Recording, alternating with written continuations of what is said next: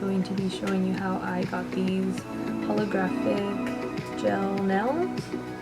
It's a pretty simple process. I put a color and a powder that makes it hollow. You'll see throughout the video I show some other products. Really inexpensive. You could get a whole kit of these on Amazon, as well as the holographic powder that I will be showing in the video. The times that I've done gel manicures, I don't think I did it properly. It never really cured through and ended up peeling off, or not really sticking well to your nail. So the preparation for gel manicures is just as important as the application and everything. So throughout the process I show the products and some of the tips that I use to make the color stick better. And as you can see, I did color and cut my hair.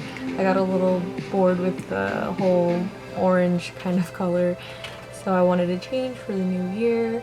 I don't know how I like it. I have had dark hair before, so it's nothing really new to me. So the color that I used was from the Perfect Summer Soak Off Gel Polish. It comes with a base coat and top coat, and I have a dehydrator and all that stuff. So if you want to see how I got these holographic nails, then keep on watching.